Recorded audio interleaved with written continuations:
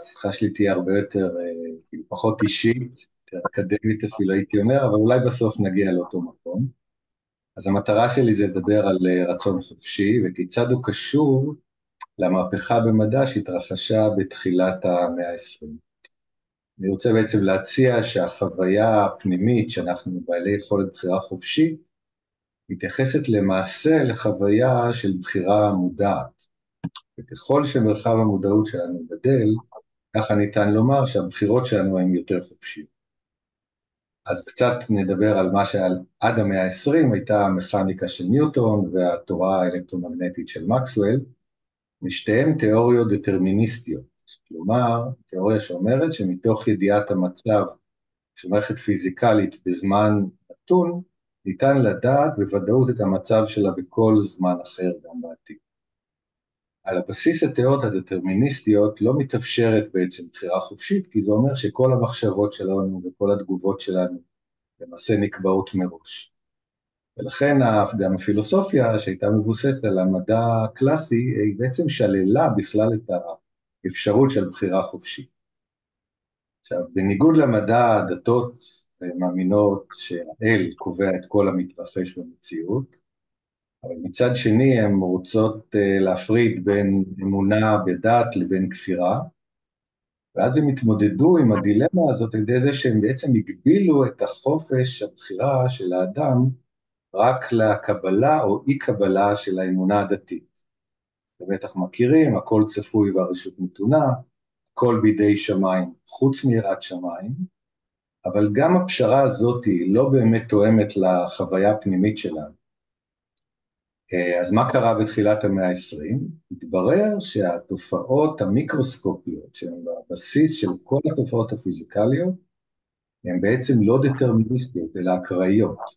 איזה מובן שלכל תהליך יסודי בטבע יש כמה תוצאות אפשריות, ולא ניתן לחזות באיזה מהן באמת תתממש.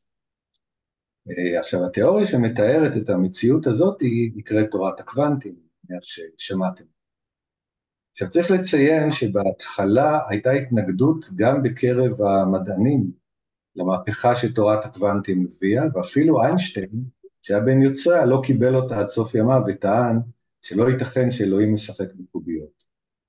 עכשיו בשנות ה-50 של המאה ה-20 היה נראה כאילו שבכל אופן יש הסבר דטרמיניסטי, אבל אחר כך בשנים האחרונות למעשה הסתבר שאם מתייחסים לא רק לטבע הקוונטי של התופעות היסודיות, אלא גם לזה שהן חייבות לציית לתורת היחסות הפרטית, שדרך אגב גם היא התחילה במאה ה-20, אז למעשה אין אפשרות לתת לתופעות האלה הסבר דטרמיניסטי, והמסקנה שהמציאות היסודית היא אקראית באופן מהותי.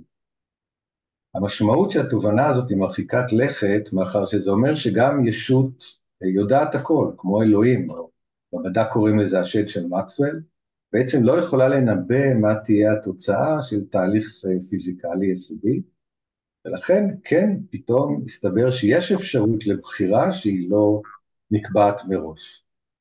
עדיין, החוויה האינטואיטיבית שלנו היא לא של בחירה אקראית, של בחירה חופשית. שאלה מה זה בעצם הבחירה החופשית הזאת. אז צריך לציין שבעצם אנחנו עושים המון בחירות כל הזמן, אין סוף בחירות, אולי דטרמיניסטיות, אולי אקראיות, הגוף שלנו, המוח שלנו, אבל אנחנו לא מודעים להם. החוויה שאנחנו מדברים עליה זה חוויה מודעת. זאת אומרת, אנחנו מדעים לעצם הקיום של תהליך קבלת ההחלטה, אנחנו גם מודעים לנסיבות החיצוניות, וגם במידה מסוימת להתניות והמניעים הפנימיים. עכשיו, המדע בכל בעצם במאות שנים האחרונות, גם מדע החומר, מדע החיים, מדעי הנפש, מדעי החברה, בעצם הגדילו את המודעות שלנו לסביבה מצד אחד, ולפנימיות שלנו מצד שני בעשרות מונים.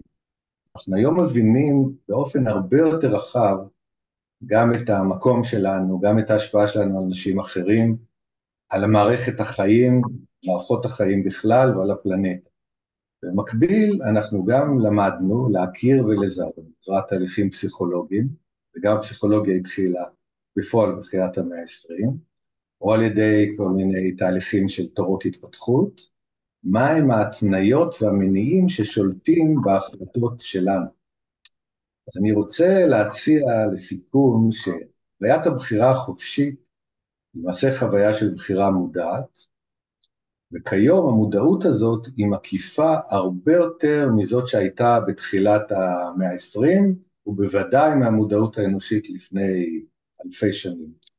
ולכן ככל שאנחנו כאינדיבידואלים, כקהילות, אפילו האנושות כולה, מודעים יותר לעצמנו ולסביבה שלנו, כך הבחירות שאנחנו עושים יכולות להיות הרבה יותר מסונכרנות, לא רק עם הצרכים הפנימיים שלנו, אלא גם עם הצרכים של אנשים אחרים, ועם הקיום של הסביבה הטבעית שאנחנו נהיינו באיזשהו מובן אחרים אליה, וכשהבחירה נובעת עם מודעות רחבה כזאת, אז היא באמת חופשית.